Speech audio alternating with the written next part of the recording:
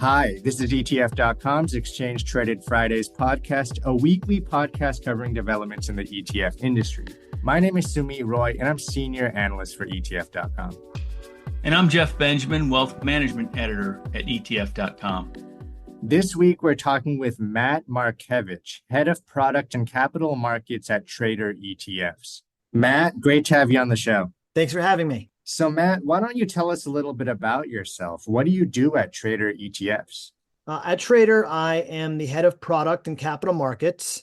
And that essentially means part of the team that's developing new products, looking to improve or hone our existing products, as well as being the liaison and relationship manager with all the liquidity providers, including the market makers, authorized participants, essentially helping to ensure that our products are trading as we would expect them to trade.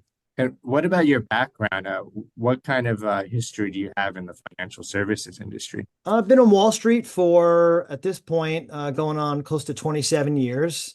And I've been in ETFs for a little over 14. Started my career at iShares and was there for a little while doing primarily capital markets.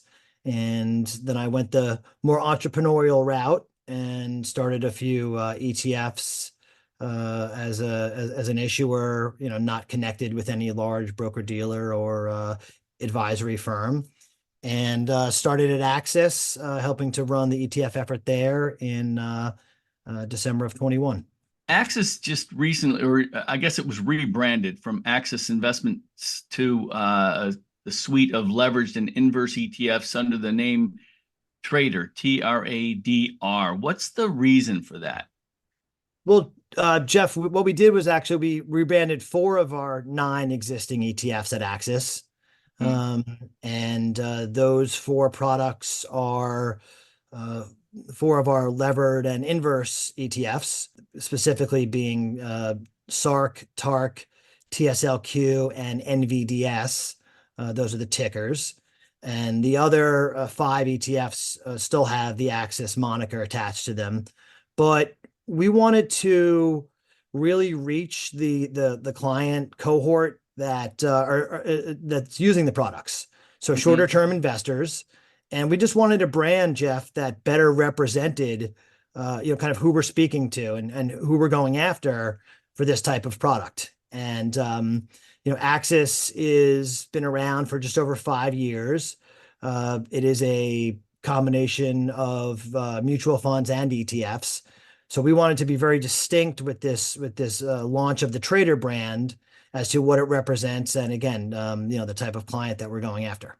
What kind of trends have you been seeing in the single stock and leveraged ETF category? Well, first of all, we have seen not only a growth in assets. I believe assets in the single stock ETF land, which we're over at this point. I believe 35 single stock ETFs. With $6.3 billion of assets. Again, keep in mind, this is, a product category that's less than 2 years old. So to me, that's, a really great start for a pretty new concept. In terms of trends, we've seen a pretty large uptick in interest from the trading community. Since the start of the year, we've actually seen, this is on a dollar volume basis, a 31% increase in trading volume for single stock ETFs. And, I don't quite know the exact numbers, industry wide year to date, but I doubt you're seeing that type of growth from, again, a dollar volume, which is what I would categorize as kind of a better metric to look at, relative to shares. So, Matt, you have some pretty interesting leveraged ETFs in your lineup. You have 2 that are focused on ARK, if I'm not mistaken, ARKK, Cathie Wood's flagship fund.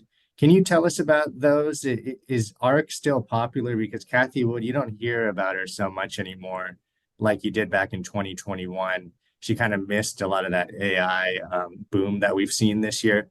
Is there still interest in products tied to her? Yeah, of course. I mean, ARK, in my mind, remains one of the preeminent active ETF managers in the space.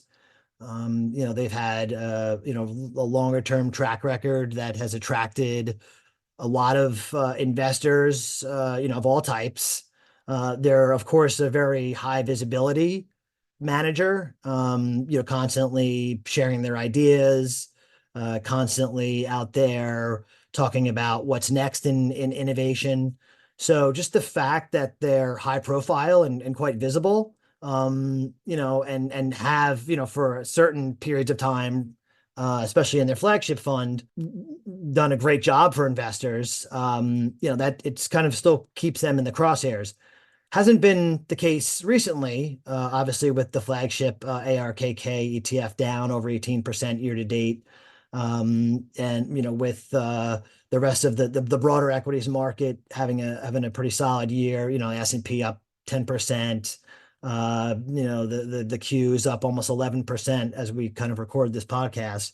So you are seeing a bit of performance delta there, which I think does keep, the whole how is ARK doing, very, it just keeps it relevant because they're just not having a great year again, especially for that ARK fund. But that does help keep our two leverage funds, in the conversation because that's quite a difference there in performance again versus a broader index, the broader indexes. So yeah, it's yes, you do hear about them less. Maybe it's just me, but I've seen less of Kathy on TV, doing interviews and that sort of thing. But I guess probably focusing on managing money is the better way to go there.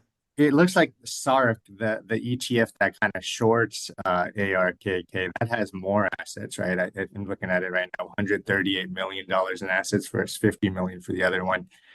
Is that kind of what you expect people are betting against her, given, kind of the rocky performance we've seen in ARKK recently? I would say that's part of it. Again, part of why SARK was launched in November of 21 was to give investors of all types just an easier route to be able to short the ARKK ETF. Don't forget that shorting does come with a cost. To borrow the underlying security, and additionally, foreign investors, most of them, especially retail, aren't allowed because of their home market regulations to short stocks or ETFs. So, SARK, we did get a lot of international inquiries. We still do. From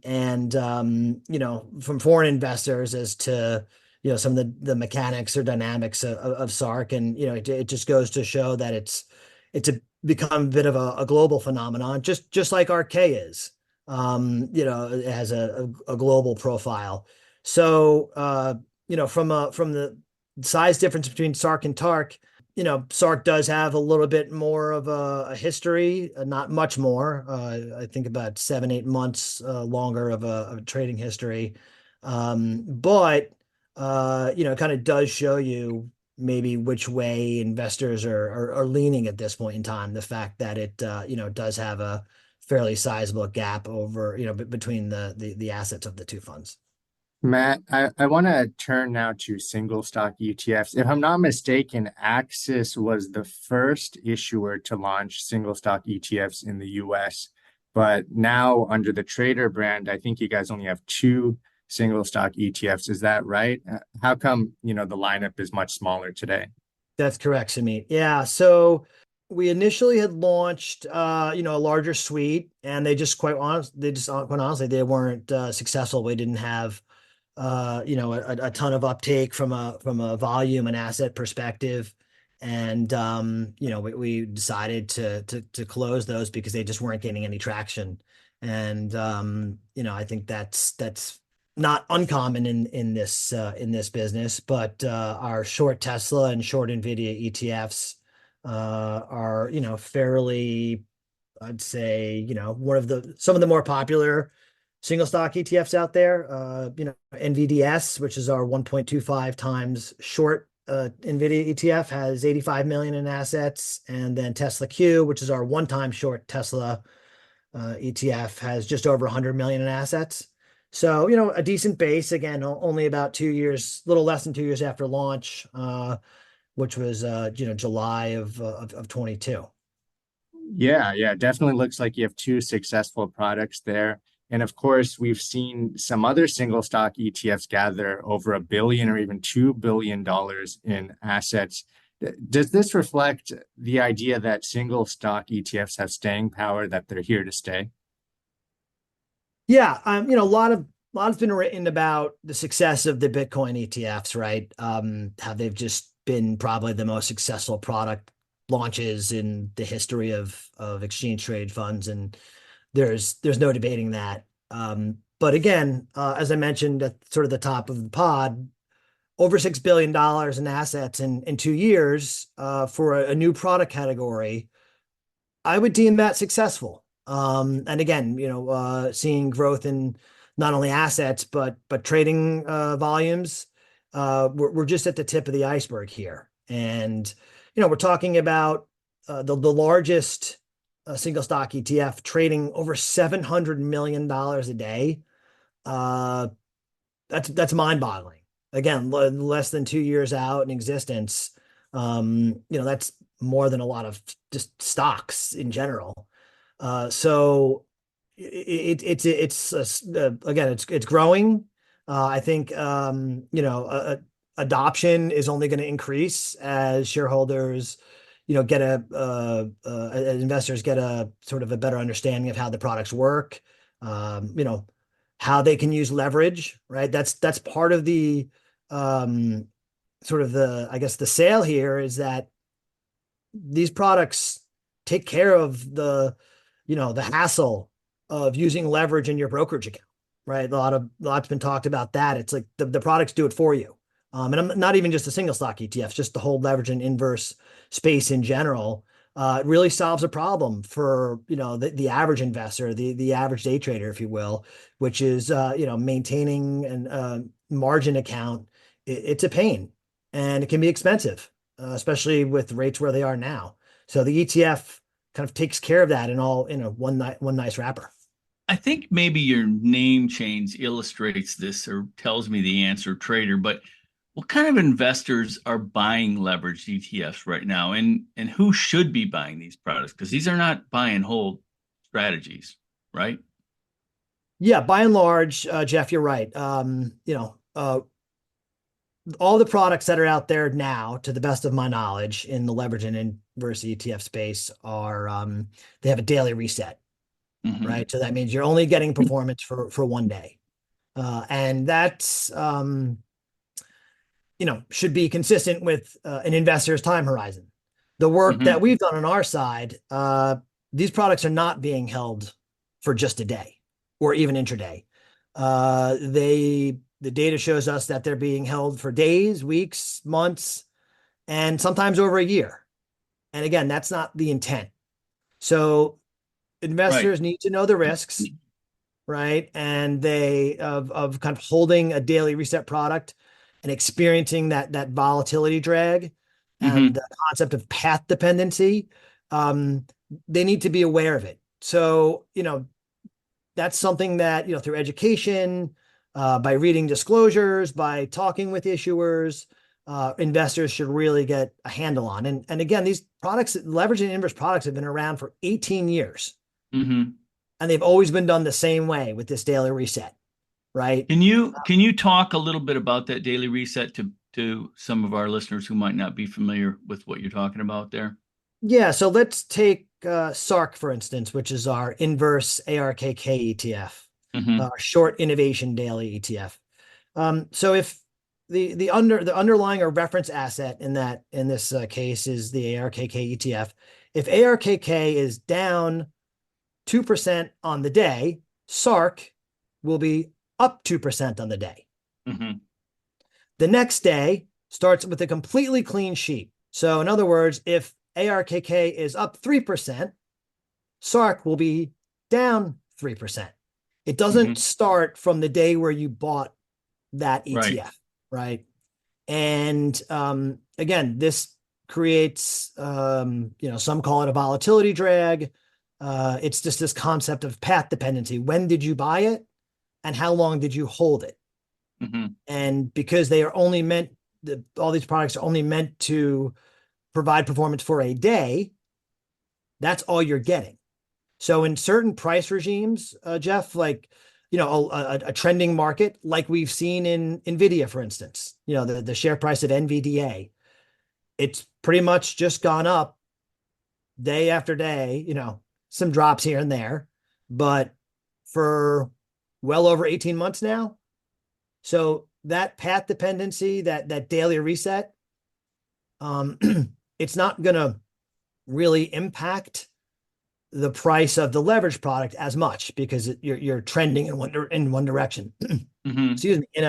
In a market that may be choppy, with a lot of volatility, a lot of back and forth, that that price, that path dependency is going to be more apparent. It's going to be just more visible. You're not going to get that leverage return off of that reference asset, especially over a longer period of time. Matt, you talked about one of the advantages of leveraged ETFs being that, you don't have to deal with the margin account and all the hassle that comes with that. And one thing with margin accounts, especially today, is the borrow rates are extremely high. You look at, Fidelity, it's 10%, 12%, something like that. What is it for the leverage ETFs? Are they borrowing at, much cheaper rates? Is that a big, benefit? In general, yeah, sorry to cut you off, Samir. In general, there is some pricing power because the ETF issuers are institutional investors. So you're not sort of exposed to the vagaries of one brokerage platform over another. You're dealing with investment banks and counterparties that are transacting, especially, you're talking about borrow rates on the short side with, larger institutions. We have currently at Tradr, we have 3 counterparties in our lineup. So if there's a counterparty that's charging a little bit more than another counterparty, we can always send more of our trading activity to the cheaper counterparty, right? So we have choice. If you're on platform A and you're paying, 5% to borrow a stock, it's not like you can all of a sudden go to platform B and borrow it at 4% if their borrow rate's a little bit cheaper. So from that perspective, as a it's called professional investor, institutional investor, the issuers do have a little more flexibility to help lower the costs, overall.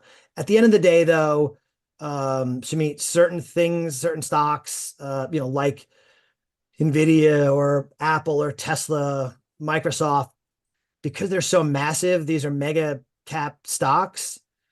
The cost to borrow is quite low, regardless. These aren't what you would call special stocks with low floats, with low market caps, where they might the free float market cap, say maybe a new IPO might not be that high. We're talking about the biggest of the big companies here, so it's virtually it's de minimis the amount that it costs to borrow these stocks from your counterparties. We know about the popularity of the levered strategies, the levered ETFs, but what about the inverse? Is it just seem more aggressive to bet against something? What are you seeing as far as activity? Jeff, I think that's something that we've noticed. I wouldn't say more aggressive, but if you look at the leveraged and inverse space, the $100 billion that's there, by and large, I haven't looked in about 2 months, but 80% of it is on the long side, right?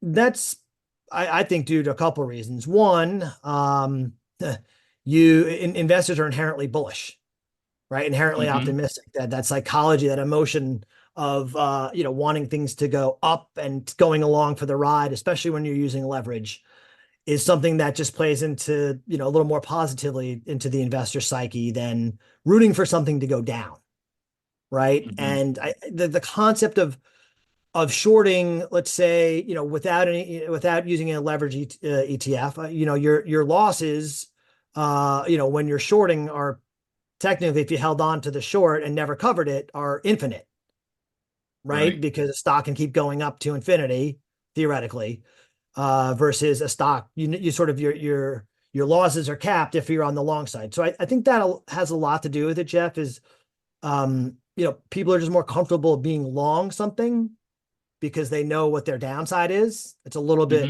more predictable from that angle.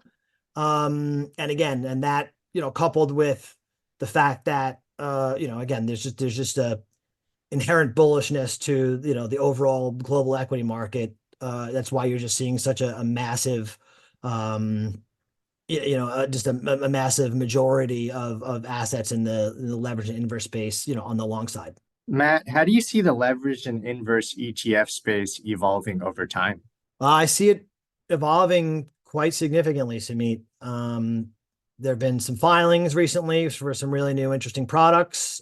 There's still there's a lot of blue ocean out there still, and by using derivatives, you can really offer some interesting exposures. Some exposures that are currently only being provided to more sophisticated institutional types of asset managers. Let's say maybe hedge funds or pension funds. And again, I think even though there is $100 billion in the leverage and inverse space right now, I think we're really just only seeing in the beginning of kind of what can be done using the leverage and inverse wrapper. And it's again, it's not for everybody, right? I'd say for more sophisticated investors, you don't see a huge uptick or a huge adoption from these products from financial intermediaries, advisors, and there is a pretty big usage by some RIAs in these products, but by and large, the self-directed trader, the swing trader, professional traders that this is what they do for a living have a great grasp of how they work. And from our conversations with these types of investors, there's still a lot of runway for product innovation in this space, and I think it's going to be really interesting to see what comes out from a smaller group of issuers over the next couple of years in the leverage and inverse space. Well, we're certainly going to be on the lookout for new ETFs coming under the Tradr brand. Matt, we're going to have to leave it there. You gave us a ton of great insight. Thanks so much for your time. Appreciate you. Take care. Listeners, I hope you enjoyed this episode. You can find this and all other Exchange Traded Fridays episodes on ETF.com or on any major podcast platform. See you next week.